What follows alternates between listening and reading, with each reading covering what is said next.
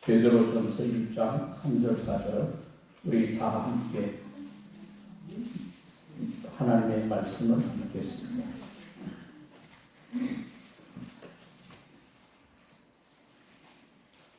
우리 주 예수 그리스도의 아버지 하나님을 찬송하리로다.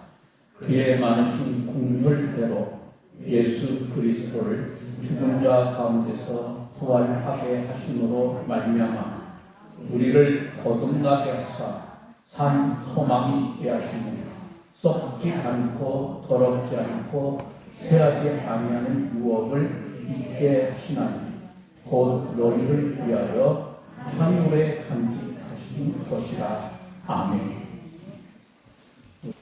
잘하셨습니다.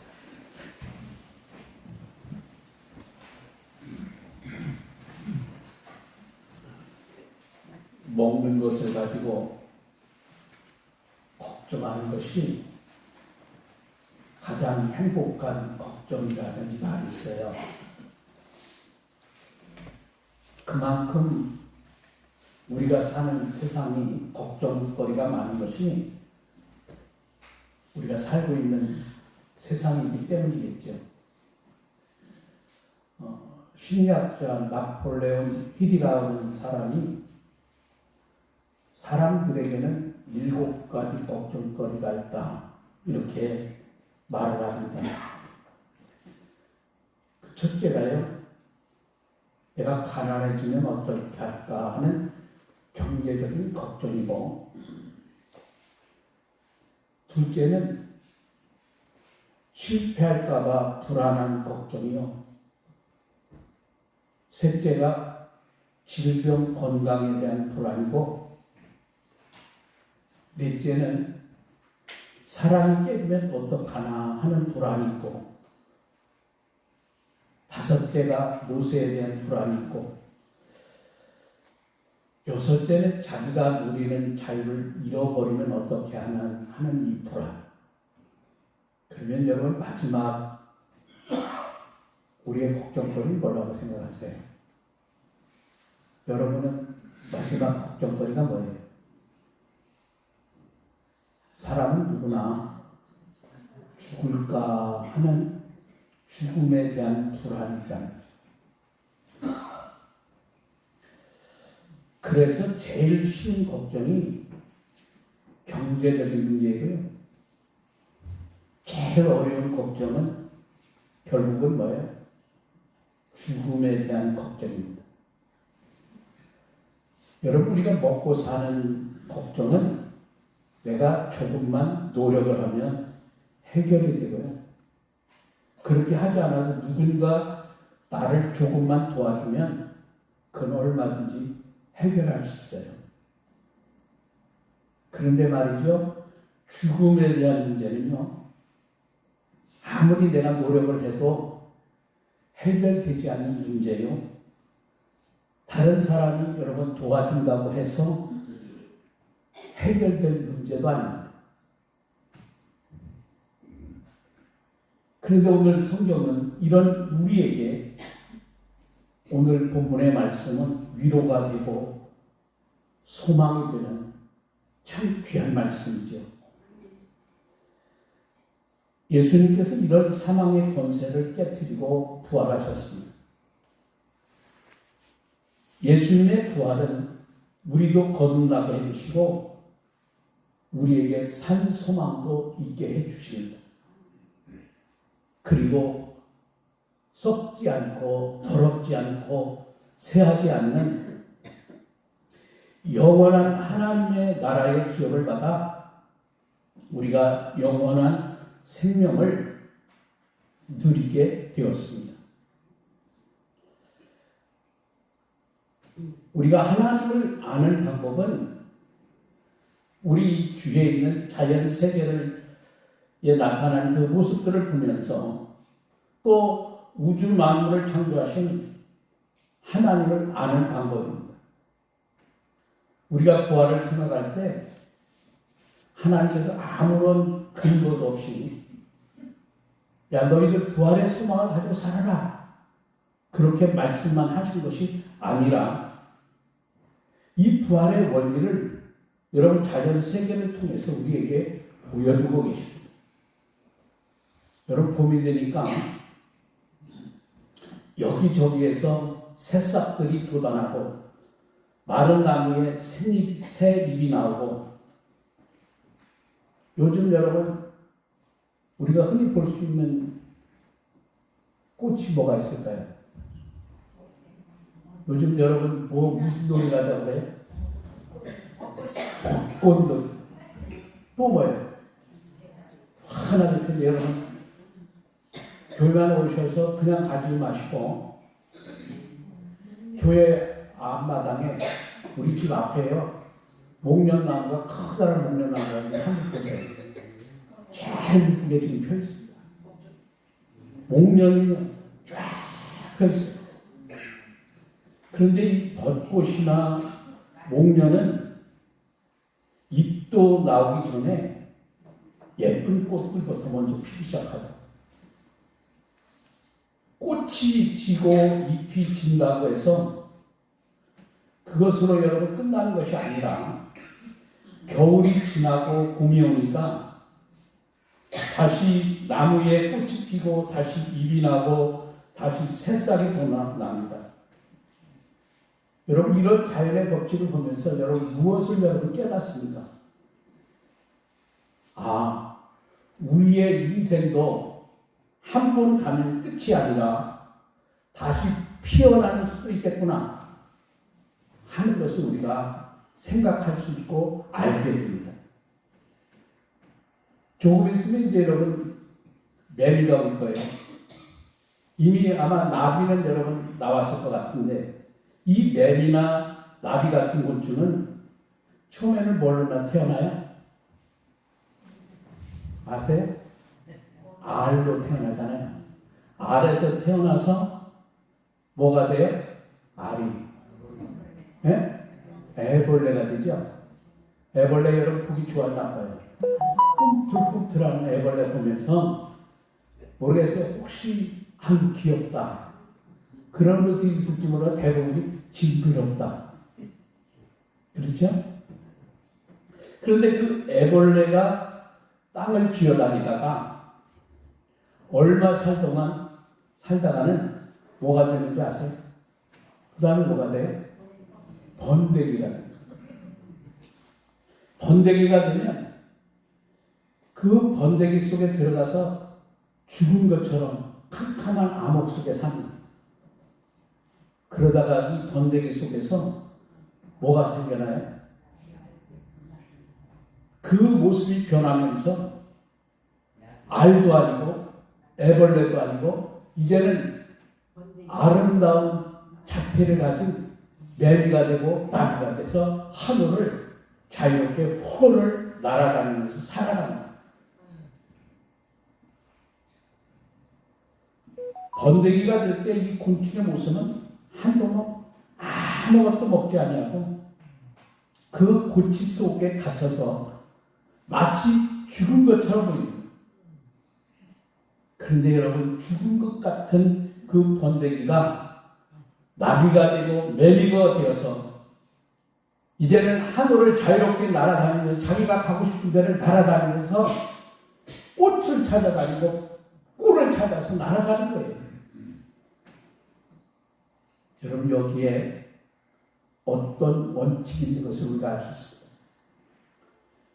죽은 것 같은 나무들이 다시 꽃을 피우고 잎을 내는 것은 그 속에 뭐가 있을 때만 가능할까요? 생명이 있을 때만 가능. 뿌리가 말라 죽었거나 나무에서 잘라져 나가서 이미 마른 나무에는 새싹도 꽃도 피지 않습니다. 그런데 그 원리가요, 우리에게도 부활하는 이런 원리가 있습니다. 예수 그리스도의 십자가의 희생이 있기에 그 죽음을 근거로 하여 우리가 새 생명으로 거듭날 수 있습니다. 예수 그리스도를 믿음으로 그 속에 생명의 씨가 있는 사람만, 즉 영혼이 살아있는 사람만 부활하는 거예요. 부활에 대해서 성경은 그저 오다 가다 기분 좋으라고 던져진 말이 아니라 그 던져진 한마디 속에 있는 것이 여러분 그냥 던져진 말이 아니라는 것을 우리가 기억해요. 예수님의 십자가와 부활이 성경의 주제라 해도 과언이 아닐 만큼 여러분 성경 속에 나타난 이 가르침은 너무나 확실한 말씀입니다. 예수님의 부활이 사실이 아니라면 우리의 신앙은 고사하고 기독교 신앙 전체가 무너지고 말 거예요. 여러분 예수님의 부활은 단순히 사람들의 말에만 있는 것이 아닙니다. 부활을 목격한 많은 사람들이 있고 부활을 믿는 사람들의 삶에 있어도 여러분 그 흔적을 우리가 찾아볼 수 있습니다. 예수님과 3년 동안 같이 삶을 살았고 동행했고 먹고 마시며 잠을 잤고 그랬던 제자들, 부활전에 그 제자들이 고난과 핍박 앞에 너무나도 나약한 존재였습니다. 그런데 주님의 부활 이후에 제자들의 삶은 완전히 변화를 가져왔습니다. 그들이 부활을 목격한 다음에는 죽기를 무서워하지도 두려워하지도 않는 삶을 삽니다. 여러분 예수님의 12 제자들 모두 한결같이 그들이 비참한 모습으로 순교를 당하면서까지도 예수님의 부활을 증거하며 자신들도 부활한다고 하는 신앙으로 그들이 기꺼이 순교의 길을 택합니다. 여러분 하나님께서는 우리가 이 세상을 사는 것이 끝이 아니라 부활하여 또 다른 세상을 산다는 것을 보여주기 위해서 우리들이 살고 있는 이 자연의 질서 속에 부활을 이해할 수 있는 여러 가지 증거들을 우리들에게 보여주셨습니다. 근데 그것마저도 불충분하기 때문에 예수님을 이 세상에 보내주셔서 실제로 부활하게 하시고 그 부활을 많은 사람이 목격하도록 해주시고 우리 인생도 부활의 소망이 있다는 것을 알려주셨습니다. 문제는요, 그 예수님의 부활과 우리가 무슨 상관이 있느냐 하는 거예요. 예수님은 우리가 생각할 때 그럴 거예요. 하나님이시니까 부활하실 수도 있겠지만 그것이 우리 같은 사람과 무슨 상관이 있느냐 그 말이에요. 그런데 오늘의 본문의 말씀을 통해서 예수님의 부활이 우리에게 산 소망이 되게 하셨다. 성경은 그렇게 말씀합니다. 여러분 예수님께서 부활하심으로 우리도 부활할 수 있게 되었기 때문에 이 말씀을 하신 거죠. 예수님께서 죽은 자 가운데서 신비한 몸으로 부활하신 것처럼 우리도 죽은 다음에 우리 예수님께서 가지셨던 그 신비한 몸으로 부활하실 수 있다는 것을 우리에게 성경은 보여주셨습니다. 여러분 부활이 뭘까요? 부활이라고 하는 것은요 단순히 다시 사는 것을 의미하는 게 아니에요. 부활이 죽은 사람이 다시 그 몸으로 사는 것이라고 하면 그 역시 다시 죽고 말 것이니까 한 번 더 사는 것이니까 좋기는 하겠지만 또 죽음의 공포 속에서 살기 때문에 여러분 그것은 산 소망이 될 수 없습니다. 그러나 우리가 부활하여 다시 가지게 될 몸은 이렇게 또 죽어야 하고 또 썩어야 하는 몸이 그런 몸이 아닙니다. 우리가 말하는 이 부활이라고 하는 말은 다시는 병들지도 늙지도 죽지도 썩지도 않는 완전한 몸을 입고 다시 사는 것을 말하는 거예요. 시공을 초월하는 우리가 상상도 할 수 없는 우리는 완전한 몸으로 부활하게 될 줄 믿습니다. 여러분, 우리가 받을 기업은 우리를 위하여 하늘에 간직한 것이라고 말씀합니다. 영원한 하나님의 나라에서 우리가 살게 된다는 말씀이에요.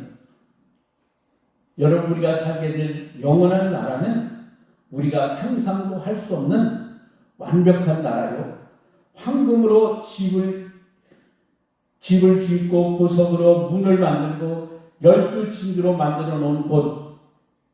그래서 너무 밝아서 이 세상에 이런 빛들이 필요 없는 너무나도 아름답고 완전한 나라에서 우리가 영원한 삶을 누리게 될 줄 믿습니다. 여러분, 우리가 이렇게 교회에 나와서 예수님을 믿는 것은요, 이 세상의 시시한 근심거리들이나 해결을 하고 우리들이 모이는 것이 아니에요. 우리는 적어도 영원한 생명, 죽음이 없는 것, 근심 걱정이 도무지 없는 영원한 하나님의 나라를 위해서 우리는 여기에 모여서 하나님 앞에 예배합니다. 우리 예수님께서 부활하심으로 그 모든 것들이 우리의 산 소망이 되었습니다. 여러분, 그래서 주님께서 부활하신 이 부활절이 우리에게 얼마나 큰 축복인지 우리는 다시 한번 기억하는 여러분이 되면 참 좋겠습니다. 그래서 여러분이 마음껏 기뻐하시고 축하하시고 감사하시면서 이 기쁨을 누리며 사는 우리 사랑하는 성도 여러분 다 되시기를 바랍니다. 하나님께서 여러분을 사랑하십니다. 기도하겠습니다. 사람이 소망이 있고 부활의 신앙이 있다는 것은 그 무엇과 바꿀 수 없는 우리에게 주신 하나님의 축복인 줄로 믿습니다. 하나님 아버지, 예수 그리스도가 부활하셨기 우리도 부활의 신앙을 가지고 믿음으로 삽니다. 아무리 힘들고 어려워도 우리가 산 소망 가운데 부활의 능력을 힘입고 승리하는 당신의 사랑하는 아들과 딸들이 되게 하옵소서. 우리를 언제나 사랑하시니 예수님의 귀하신 이름으로 기도합니다. 아멘.